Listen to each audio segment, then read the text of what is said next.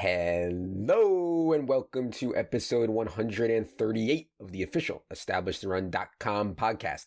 My name is Adam Levitan. I'm one of the co-founders here at ETR. I am the father of the most beautiful beast in the world, Jerry, and we are coming off of a Tyreek's revenge week.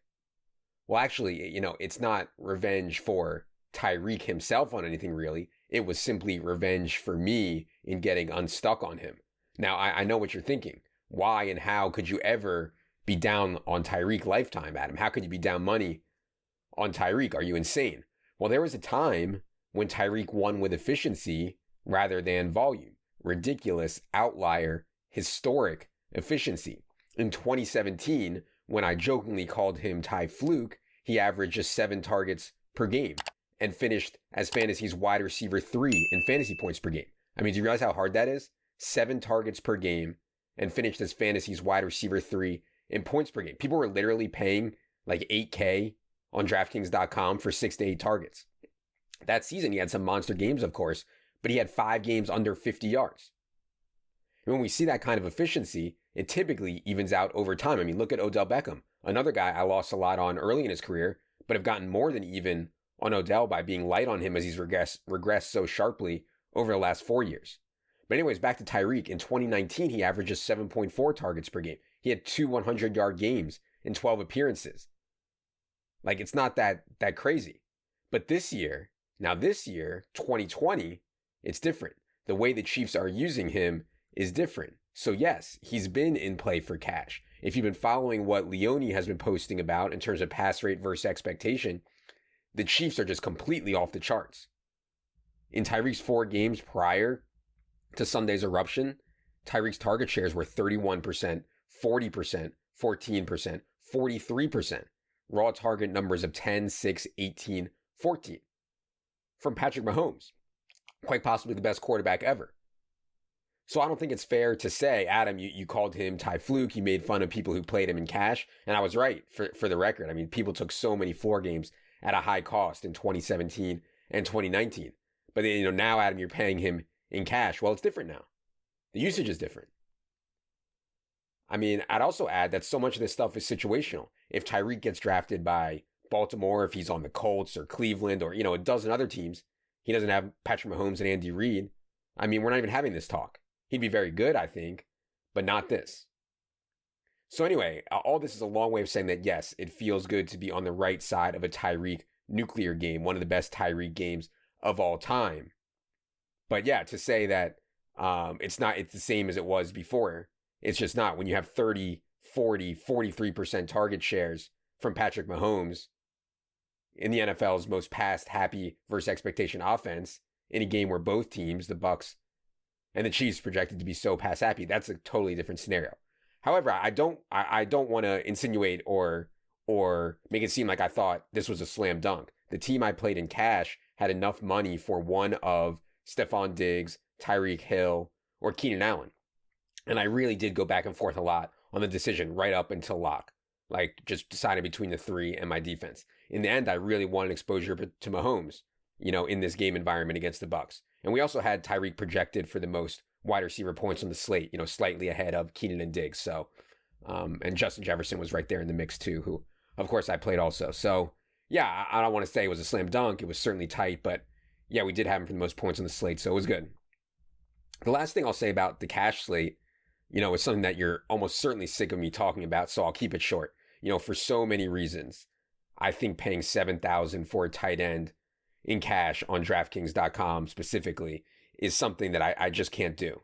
Going back to the Gronk in New England days when people were doing it, it's just not right, in my opinion. And I know there's plenty of sharp people out there who disagree. It's not a Kelsey thing. Kelsey was obviously a fine play, a more than fine play in a vacuum. It's a roster construction thing. It's a way DraftKings prices the bottom range of tight ends. That's the difference for me. Oh, and one more thing about cash. I knew my build would be unique. I knew there weren't many people who would be playing 3 expensive wide receivers. I played Jefferson, Ridley, and Tyreek Hill. So when my cash build is unique, I always at least think about putting in some tournaments or boosters type stuff. But this team just wasn't right for that. No correlation with Ryan Fitzpatrick, negative correlation with all the Vikings stuff together, Brian Hill as shaky chalk, etc. So yeah. All right, as for tournaments, obviously you needed the Mahomes, Tyreek, and you needed Derrick Henry as well to win. It was certainly possible, though, to get there. I mean, just a few weeks ago, we talked about how Derrick Henry, the big dog, can be used as a bringback. He can be used in correlation because when he goes off, it's with big runs and lots of TDs that juice up games. So Nyheim Hines, the James White-esque pass catching back paired with Henry made sense. And then on the KC stuff, we talked a lot about how there really were not many exciting stacks to play beyond the Buffalo, Chargers, and Kansas City, Tampa stuff. So how can we play Kansas City creatively? Well, we can leave Tyreek or Kelsey out of stacks and play Watkins or something else on the Chiefs. Tyreek Hill was 28%, Kelsey was 29%, Sammy Watkins was 5%. And then instead of the bring back with Antonio Brown, who was the cheapest one and therefore likely the most owned one, which he was. I mean, Antonio Brown was 12, 13, 14%. Mike Evans was 5%. Godwin was 6%, paying up a little bit to be contrarian there. So yeah, I thought it was a really interesting week in tournaments for sure. I, of course, did not do what I just described. I had 5 tournament teams, 2 Mahomes, 1 Josh Allen, 1 Herbert, 1 Danny Dimes, but I didn't have Henry when any of the Tyreek ones. I didn't have Gronk. Good game. Good effort. Last thing I'd note about tournaments, and this is something Leone has been on a ton lately, guys in the first game back off injury, are often underpriced. They are also under-owned. And so that's a really good combo, both underpriced and under-owned. If you're willing to take on the risk of aggravation, willing to ignore some of these BS, like quote unquote reports that we get in the media, I'm talking about Christian McCaffrey's first game back, Austin Eckler's first game back Sunday, Deebo Samuel's first game back. I mean, we have Rap Sheet out here tweeting that CMC will rotate series with Mike Davis, which is just egregious, right? Saying Austin Eckler won't be a bell cow. And then these dudes just go out there and play their normal roles. And in the case of Eckler, set a career high in touches. I mean, these reports just last night, Monday night, a ton of people were saying, oh, Jalen Hurts is going to see an uptick in QB snaps. I don't know. I thought that was shaky. Jalen Hurts played 2 snaps on Monday night, even though Wentz was terrible again. And back to Eckler, talked about Eckler a ton after the Balaj news broke and the Eckler news broke on Saturday. Talked a ton about this. He was actually in our optimal on Fanduel, which is wild because we had a conservative projection of around 12 carries and 4 targets. And still, due to the spot he was in, his talent, his efficiency, Herbert's efficiency, Eckler was in the optimal. Ends up around 8% owned in low stakes, 10 to 12% in high stakes. These guys off injury, it can go the other way too. Guys can aggravate or guys can be eased in. Chris Carson was clearly eased in on Monday night, his first game back from foot injury. Gets out snapped by Carlos Hyde, 41-25, out touch 15-10. I think the difference there is that, Pete Carroll knows that the difference between Carlos Hyde and Chris Carson isn't that wide. The difference between Austin Eckler and like Tremaine Pope is massive. The difference between Christian McCaffrey and Mike Davis, as much as I like to joke about it, is huge. So yeah, just something to keep in mind. Okay, I know I don't talk about season-long fantasy football hardly ever on here. And honestly, I don't play a lot of season-long. I'm in maybe 5 or 6 leagues, but they're all, just stuff for fun, very low stakes leagues with friends for fun. But this Will Fuller league, man, this Will Fuller thing, what a gut punch. I mean, Jesus fucking Christ. Everyone in the NFL is on roids. Like, they gotta be. How does this dumb motherfucker actually get caught? It's so sick. And of course, this brings out injury-prone Twitter. Here they come. They've been waiting 12 weeks while Will Fuller just shoves it right down their throat. Will Fuller doesn't miss a game. Fantasy's number 8 wide receiver, on pace for 77, 1278, 11.6 touchdowns. I mean, what did you think he was going to do with DeAndre Hopkins gone and Deshaun Watson just a straight baller and a terrible defense and home games in a dome and 6 games against the Titans, the Colts, and the Jaguars? But now, injury-prone Twitter, they want to say, see, I told you so, Adam. The only way Will Fuller stayed healthy is because he was on PEDs. Told you. I knew it. And I get, I really do get that people who have had injuries before are statistically more likely to get injured, marginally. I get that. I do. But to say I'm not taking this dude in the 5th round, in the 6th round, I'm not taking him in the 7th round because I just know he's going to get hurt, quote unquote, no. I mean, that's insane. How many condoms do you strap on for your draft when you think like that? Anyway, just had to get that off my chest. Incredible bad beat for people who had Will Fuller in season long. In best ball, brutal. But, that's why we play DFS. Okay, Before we get to today's listener questions, wanted to remind everyone that we do have a sponsor for this podcast. Yes, this podcast is brought to you by the good people at UnderdogFantasy.com. Go back, listen to episode 82. We did an interview with their co-founder, Jeremy Levine. Think you will find it interesting. The concept that everybody is playing right now is called Battle Royale, like combination of DFS and best ball, snake draft, 6 rounds, but it is a GPP style tournament for 1 week. So strategy wise, it's really interesting. You can't just try to pick all the best players. You need to stack. You need to find some off the board plays that nobody else has. You need to find leverage in some way, just like in DFS. You can get in for $5 and first place is $4,000 after you deposit. Mention on the pop-up you heard about Underdog Fantasy on ETR, and you'll be eligible for some of that sweet, sweet ETR swag. Again, UnderdogFantasy.com. Make sure to enter promo code ETR after you make a deposit. Okay, enough is enough. It is time for everyone's favorite portion of the program. Producer Luke, hit the theme music.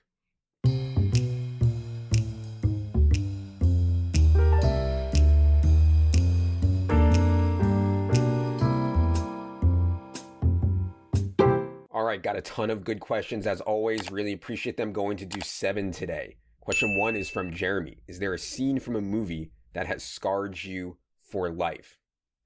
Yeah, I think Requiem for a Dream. I mean, undoubtedly a very good movie, but Jesus, I mean, when Jennifer Connelly's character is doing like the ass-to-ass dildo thing for heroin from the Big Tim guy, I mean, I'm into some sick shit, but this is a step too far for me, I think, and it's scarring. Honestly, like I'm into drugs, man.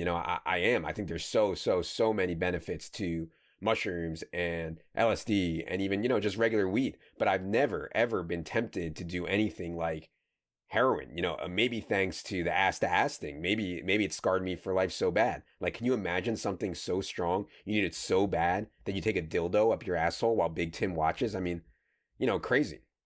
And then in real life too, Artie Lang, he was great on Stern for, 8 or 9 years. He really struggled badly with heroin too. Lucky to be alive, really. So yeah, it's probably a good thing. Requiem, awesome movie. You guys should watch it if you haven't. From T-Lar, question 2. After snagging sweet ETR merch, how do I describe what ETR is when people ask what it is? And without having to divulge into explaining DFS, can we just say a cool shirt I saw on the internet? Yeah, so you don't want to expose yourself as some, fantasy football obsessed virgin, of course. The key to the gear is that it's unexploitable by the public. Our Established and Run merch is true GTO merch. If you encounter someone sharp on the street, likely someone younger, someone who understands even a little bit about football analytics, they'll give you an alpha nod because they get it. The Established and Run motto is sarcastic, it's ironic, it's poking fun at the football establishment.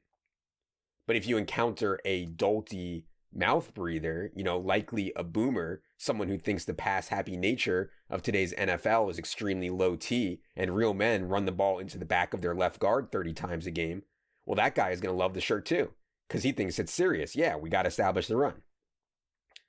So yeah, I like the gear that we have. I'm honestly not thrilled with Teespring. Like, we want to do something nice for the subscribers, sell merch at literal cost if they want it. And then we bust Teespring out of their large and extra large sweatshirts on the first day. Like, come on, guys. So I apologize for that. They claim they're working on getting more in stock, hopefully more soon, but it's out of our control. Do want to add some more shirts eventually, though, like Gender Labs, Team No Sex, motherfucking Mackey Award, maybe a shirt with a picture of Evan wearing a shirt of the big dog. We'll see. But, not a huge priority right now as we're working towards NBA launch, which will be later this week, by the way. Crazy. NBA starts December 22nd. Excited for what Drew and Gallagher and Wiggins and Leone have up their sleeve for NBA. All right, question 3 comes from Evan. How much would you pay for access to the casual lobby on Draftkings for a season? Have a friend who has little to no process who is crushing casual games right now, but I have beat him head to head almost every week. Yeah, I wouldn't pay anything. You just can't scale it. But it's a cool thing that Draftkings does to let people, get their feet wet for sure. It's also just a good reminder that how good you are in a vacuum is pretty irrelevant. All that matters is how good we are versus who we're playing. And honestly, I think the games are toughest on DraftKings, not the casual lobby, the regular lobby on DraftKings. I think the games are toughest for whatever reason. I think it's a little softer on FanDuel. I don't really play any other sites right now, but I guess that those like third-party sites are probably softer also. I mean, anywhere there's not a lot of liquidity, like if you can't even get 1,000 in action on a site, it's not really worth bothering for serious players. So then you have a site that's really good for smaller bankroll players. But yeah, as for casual lobby, I mean, I'm sure you guys know, but you should be maxing it out if you have access to it. No brainer. Question 4 from good friend of the show, Josh, aka BSauce33. He says, "What's your most embarrassing financial story?" God, I mean, so many. I guess with Bitcoin on this epic bull run, I can start there. So the first time I ever heard about Bitcoin was at the Parks Poker Room. I'm not sure exactly what year it was, but it was probably like 2012, 2013. And this guy, he'll remain nameless, but he was another reg. And basically every time we were waiting to get into a game, he would sit me down. He'd be like, "Hey man, let me talk to you." And he would go on this big sales pitch about Bitcoin, like some evangelist, like just ranting and raving like a lunatic. And I would say idiotic things. I just didn't get it. But he was just begging me to buy Bitcoin, and I didn't. And actually, later on, I found out that this dude played all his sessions while on acid, which makes sense now. But anyways, the next time I thought about Bitcoin was 2016, and I still have the DMs on Twitter with Brian Devonshire. Devo Poker, plays DFS, plays poker still, I think, guides rafting tours in Mexico and Colorado. But anyways, he was telling me about how online poker is back, and this was in 2016 when online poker was just like completely dead. He was saying online poker is back because of Bitcoin, and I should get on these sites that are accepting Bitcoin for online poker. And Bitcoin was, I don't know, like $400 a coin or something like that. He was like, "Yeah, it's so easy. I just shipped 5 coins onto whatever site. You got to get on there." And my response, was something like, I said something like, "Yeah, it just seems like something where you wake up one day and it's worth 0, like banking in the Matrix, just some donkey comment like that." Side note, in the DMs, it's so funny. He's just like casually talking about, shipping around 5 Bitcoin and not knowing that if it'll get to the site or if it gets to your wallet or whatever. I mean, it's crazy how far it's come. But anyways, I finally did make the Bitcoin buy. It was probably, I think it was around 800 or so, and no change in my opinion or anything really, just from trusting Bales was really into it and trusting Harlobob and Timex. And I still knew nothing. And I didn't buy nearly enough, obviously, in hindsight. But honestly, man, like I really don't sweat it too much. Like there are so many opportunities that I've passed on that are totally dusted now. And even if I had a bunch of coin at really cheap prices, I really doubt I would have held all the way to this top. Like probably not even close. But it does sting because, if you were in poker, if you were in gambling, you could have just fallen into a bunch of coin. Like not even really put a lot of thought into it. The last thing I'd say on this is it's really hard to have a lot of conviction when you're not really in the trenches of something. Like I have a lot of conviction around what's right in DFS because I live and I breathe it 24/7. But I don't have a lot of conviction about crypto or stocks. I'm just not in it. And of course, the most dangerous thing in any form of gambling is like being sure about something when you shouldn't be. That can be super expensive. So I don't know, man. I try not to have regrets or anything like that about it. It's just is what it is.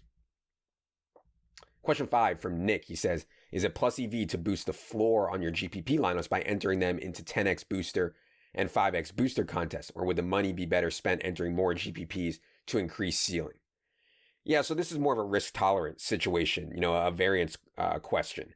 Since so much of the money in GPPs goes to first place, there's just an insane amount of variance. Like getting 8th or 10th or 5th in a GPP, it's just not good enough. So you can reduce that variance by playing in the boosters where 10th or 20th or whatever gets the same as first.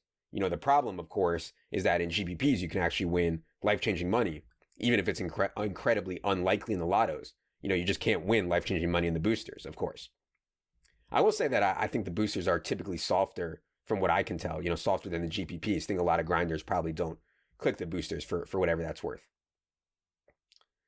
Question 6 from Waiver Hub. He says, "Still grinding the Sundays at the shared office area, or has COVID caused you to weather the storm at home while the boys are causing chaos?" Oh yeah, of course. I still have the WeWork office. I mean, it's so peaceful, man. And if you want to talk about COVID, I mean, there are 0 people in this entire WeWork, like a full floor of a massive office building, and I'm the only one in there. Really may be the most peaceful place on earth right now. I have this beautiful window desk up on a high floor, easy access to jump when things are going bad. It's really great. But yeah, the work from home thing is tough. I've been working it out for the last 15 years or whatever, but I'm sure a lot of you are doing it for the first time. The biggest thing for me with 2 kids who are getting older, it's just about being present. And that's really tough. Like, you think you're doing them a favor, right? Like, you think you're doing the right thing by trying to stay home and work while you give them some attention, but it doesn't work like that. Like, both things suffer. You're not actually fully paying attention to them. You're not actually fully paying attention to work. Like, both things suffer, and your work is worse, and you're a worse parent.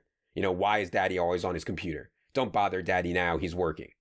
Yeah, but he's right downstairs. The kids don't understand. Why is daddy throwing his mouse at a wall? So trying at least to keep it separate, I think is better if you can. It's just better on both ends. Just trying to give 100% of the situation that you're in at the time. All right, question 7, last question we're going to do today comes from Cool. He says, our commish of a highly competitive home league was found guilty of tampering league settings before waiver wire periods. What do you think is a fair punishment? Yeah, I mean, when people cheat you, when your friends cheat you or somebody it's a blessing, right? It just signals that you can remove them from your life. To cheat your friends in a home fantasy football league, that's some psychopathic shit, man. There's a difference between trying to angle some big corporation, like if Caesars leaves a lineup after a game starts for too long, yeah, I'll take it. Sure. I think that's okay. Some people might disagree. I think that's okay because, like, fuck Caesars. But you really have to be sick to angle your friends, to change rules as the commish. So yeah, I'd give max punishment in this spot, total ban hammer. Never speak to them again. I think that's warranted. All right. That is going to do it for yet another solo pod. We'll be back. Team by team pods are back this week with Silva later this evening. We'll be back on Friday night with Wiggins and Silva for the DFS show. Very excited for these late season slates. We get a lot of news. We get a lot of guys that are thinner that we get to play. Lots of fun to be had. So for producer Luke, for Jerry, I am Adam. Good luck, everybody.